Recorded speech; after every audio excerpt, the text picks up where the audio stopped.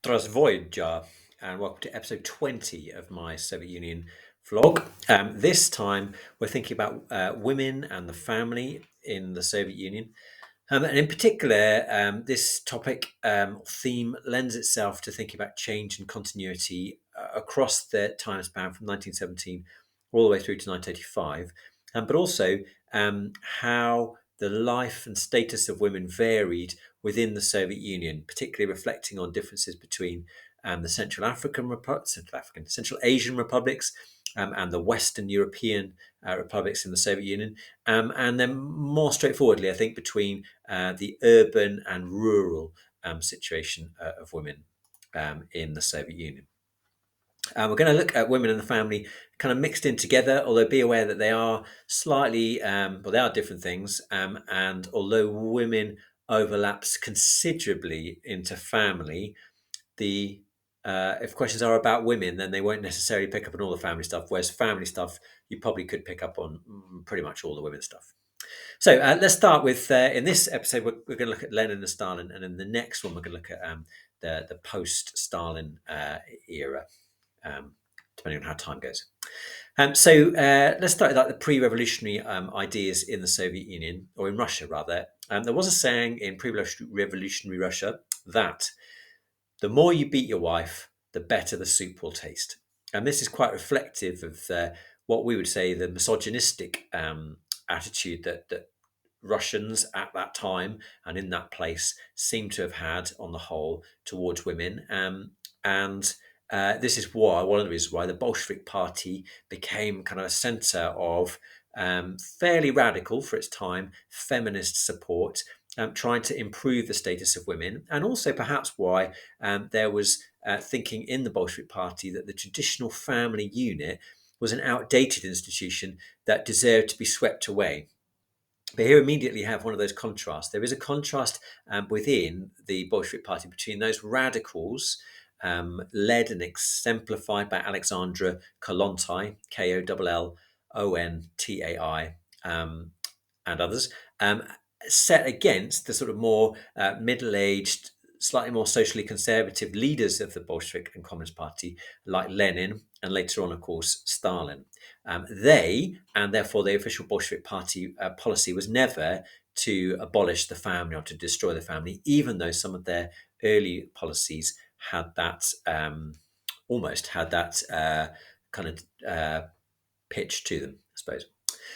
So the Women's Branch of the Central Committee of the Communist Party was set up in 1917. This is called Zenotdel, Zenotdel, and its aim was to promote the status of women and socialist notions of equality.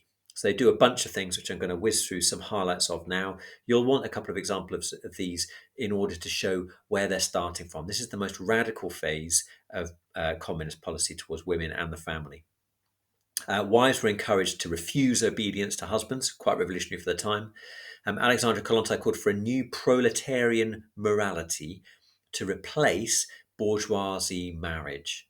She called for greater sexual freedom for women, and said that sex shouldn't be based on marriage, it should be based on the union of free love, trying to break it away from that traditional concept of marriage and monogamy, I guess. But like I said, those sort of ideas and values were quite shocking to the older, more middle-aged, more, as I said, conservative leaders like Lenin. And attempts were therefore attempt to impose a more restrained attitude on Kollontai and Janotdel right from the start.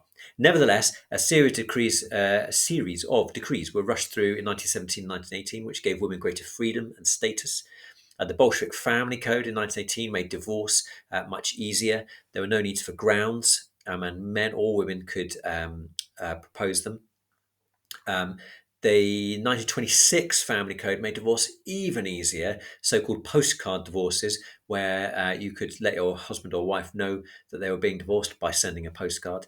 This meant that by the mid-1920s, Russia had the highest divorce rate in Europe, and by 1926, half of all marriages in Moscow ended in divorce. Although I should note here that this is much more of an urban impact than an impact across the whole of the Soviet Union.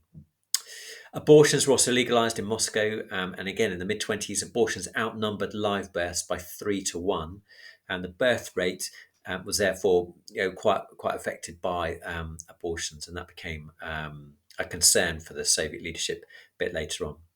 The Soviet Constitution of 1918 legally put men and women on an equal footing, and laws that made women obey her husband, live with her husband, and take her husband's name were all abolished. A husband's permission was no longer needed for a woman to take a job or to study in further education. Worth just thinking that through. Just like the situation of women before the revolution was really kind of almost medieval. In December 1917, the principle of equal pay for men and women was put into law, and maternity leave was granted. Well, arrangements for that were granted to women too. In terms of the family, socialism, the idea there was that the family ceased to be necessary, and the idea of the state being able to bring up children and wanting to have the state more involved in that was quite prominent early on. And this is partly linked to the encouragement and also the practical necessity of having communal spaces in housing blocks rather than individual family accommodation to break down the traditional family unit. It certainly has some of that effect. Very quickly, then, the Bolshevik Party gets involved in the Civil War, has to fight for its own life and existence. In the Civil War, over 70,000 women fought for the Red Army, not many in high rank, and millions of women were recruited into factories at that time. The government tried to provide childcare facilities for them, but wasn't really able to. But there was that hope and expectation that they would want to. That said, women were more likely to be unskilled, and lots of them lost their jobs when soldiers returned to civilian life after the Civil War. So the long-term impact of the Civil War on women in the workplace was quite limited, and traditional ideas remained quite entrenched, like women being unsuitable for heavy manual work, the idea that women were in a post but they'll probably leave because they're going to get pregnant.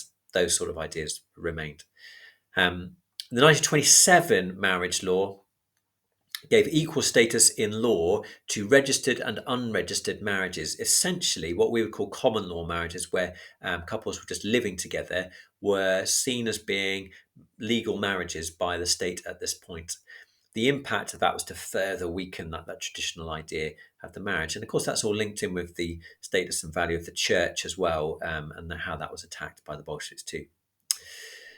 All that said, in the 1920s, lots of steps have been taken, but it did not mean that status of women had automatically improved. Feminists had hoped that making divorce easier would mean that women could escape abusive relationships, but in fact, 70% of divorces were initiated by men, and they often led to men abandoning women who had become pregnant, few of whom then received support from the father. So the impact on women was perhaps even more bad than good of the sort of higher divorce rates. And the breakup of families also led to orphans roaming the streets, orphans or abandoned children, I guess, and laws guaranteeing men and women equal rights of pay were only enforced slowly and erratically, as you might have guessed, I guess. And because of that, there was pressure on the government to return to more conservative traditional policies, often from the poorest sections of society, not just within the Bolshevik Party, but also within society itself. Before we move on to think about Stalin, let's also just pause to reflect on the Islamic areas, the Central Asian republics, as I said before. They're particularly resistant to change in those areas. There was a polygamous, male-dominated family that was well established. Women were often shielded from public view, normally veiled, excluded from education. And the Bolsheviks did try quite hard to combat those views using young female activists who encouraged unveiling. There was a big campaign to unveil women in 1927 that met with some success, and activists would explain basic contraception and hygiene and childcare to women in those areas. There was some steps forward. There were opportunities for Islamic women were increased. There were female brigade leaders, tractor drivers were celebrated in films, but Islamic attitudes were quite slow to change. There was often violent resistance. In Baku, a Zenotdal meeting was attacked by some Muslim men with dogs and boiling water. Women who refused to wear traditional dress were sometimes killed by members of their own family and so-called honour killings. And by the 1930s, the government and the Soviet government was engaging in more traditional attitudes anyway, but also that it took a much softer line with Muslim populations and stopped trying to change their attitudes to things in quite the same way. So Stalin then enacted the Great Retreat in 1936. By the mid-30s, the government was concerned about the detrimental impact of family breakdowns, and Janotdal was actually closed down in 1930, partly because they claimed that women's issues had been solved by the actions that they'd taken since 1917. Actually, this is much more reflective of a male-dominated party that had always been quite half-hearted in its support for women's issues. So, 1936, as I said, the Great Retreat was an idea or a series of policies that were aimed at raising the status of marriage and those traditional values that had been so scorned like 15 years earlier. So, the idea that it was a bourgeois institution was replaced by the view that actually it was a necessary unit of socialist society. Divorce was made more expensive. It was increased from 4 rubles for a divorce to 50 rubles for a divorce, so massively more expensive. And couples could actually be forced to go to a district court for reconciliation. Free marriages, those unregistered common law marriages, lost their legal status, and there was actually, in fact, a tax imposed on single people to try and encourage marriage. All in all, the government stated that family responsibilities were to be taken seriously under Stalin, and a 2-year prison sentence was introduced for fathers who failed to pay towards the upkeep of their children. Although that said, most local authorities didn't really follow through on that all that hard or all that with much energy. Abortion was outlawed except in cases where the life of the mother was at risk. Pregnant women were guaranteed job security and given the right to lighter work, though, and maternity leave was extended to 16 weeks. It's not all bad, it's just more traditional. More resources were put into building creches and daycare centres so that the number of nursery places actually doubled between 1928 and 1930, and they continued to grow in the second 5-year plan. To partly to try and encourage women to have more children because they were worried about the birth rate. And in fact, in July 1944, the government introduced awards for mother heroines who had 10 or more children. It's not really relevant to the women thing here, but just to note also that a part of the Great Retreat was that male homosexuality was also declared illegal, which fits in with Stalin's kind of traditional conservative type policies all round. So the impact of these changes on women was large, and also they remember that what Stalin was doing economically had a massive impact. So in rural areas, lots of men left farms and collectives in order to go to try and search for work in towns, better jobs there, and sent money back to their wives. Or deserted their wives altogether, which meant that actually collectivization became more and more reliant upon women. And the low wages in agriculture and the poor services and poor social support in the rural areas impacted women more than they did men. That was actually a trend that was accelerated by the Second World War, by men going off to fight and women being left behind to provide the bulk of the agricultural workforce, and by the Red Army then requisitioning machinery and draft animals from the farms too, leaving women even more work to do. After the war, the imbalance in sexes between men and women was even more pronounced because a lot of those men that fought in the Red Army died in the Red Army or were then gulagged afterwards.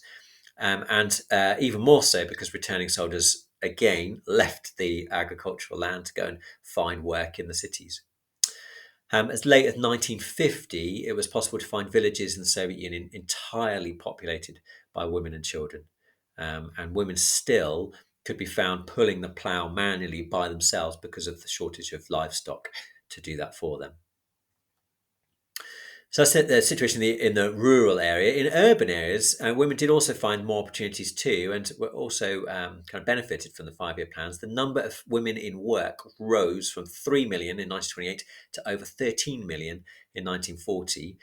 But that was no longer a symbol of female liberation. It was more of one of socialist duty and of necessity in the 5-year plans, and economic hardship forcing women to work because they needed to scrape together any a living any old how. Women often dominated workforce in light industry like textiles, but they did also enter the construction industry, lumber, engineering. Part of the Moscow Underground was built by brigades of women workers. And they were used as role models in that sort of guise as well. Tractor driver Proskova Angelina was used to encourage other women to step forward and take on similar roles. It's worth also saying that women benefited from increased educational opportunities in the late 20s, early 30s. In 1929, the government reserved 20% of higher education places for women, although they'd already had 14% occupied by women, so it's not a huge increase, but nevertheless an increase. By 1940, over 40% of engineering students were female. Um, so so that's a good increase. Education often meant a passport, a gateway to improve status for women, along with becoming a party activist. They meant that you could move up in society, and the number of women in skilled jobs was low, but was definitely on the increase through the 1930s. Women had a higher percentage of jobs in healthcare and education, although neither of those sectors were particularly well paid. The top levels of education and healthcare were still dominated by men. So women do provide a bulk of the labour, but not the sort of higher echelons. The other thing to pick out at this stage is that there was also an emerging group of women in the 1930s, more privileged urban women, the wives of the Soviet elite. And they were encouraged in the sort of traditional atmosphere to do social work, which included social projects, I guess we might say, things like providing curtains for workers' dormitories or providing classes on hygiene for the lower skilled workers. And there was a magazine aimed at this group called The Socially Active Woman, a subtle way of enforcing social division. So here you're getting this emerging, does the status of women improve? Well, for some women, they're in a quite a lot better position than other women. The wives of party elites definitely benefit. Urban women probably benefit. Rural women, not so much, probably. And the Second World War obviously impacts women in industry as well. The importance of women in industry grows, as you'd expect. More men go off to fight. Women take their jobs. They also improve their status by joining the Red Army. Initially, the Soviet government doesn't want them for combat. In 1941, lots of people volunteered, lots of women volunteered, but they were turned away. But due to the heavy losses in the Second World War, the government changed its mind, and 800,000 Soviet women eventually served in the armed forces in the Second World War, mostly medical units, but also as pilots, machine gunners, and tank crews. And 89 women received the Hero of the Soviet Union medal, including, here we go, Zora Kosmodemyanskaya. Kosmodemyanskaya. I'll spell it really quickly. KOSMODEMYANSKAYA. In October 1941, she volunteered for a partisan unit in Moscow, crossed the lines to fight and resist behind German lines. She helped with a group mine roads, cut communication ties, attacked the horses and accommodation of a cavalry unit, at which stage she was captured, tortured, and executed, behaved really bravely in that execution, very defiantly, and was therefore awarded the Order of Hero of the Soviet Union and used in propaganda by Stalin to demonstrate how one should resist. So that's just a whiz through policies on women and the family under Lenin and Stalin. Next time, I'll think a little bit about Khrushchev and Brezhnev, and we'll do a bit of reflection about the story overall. See you then.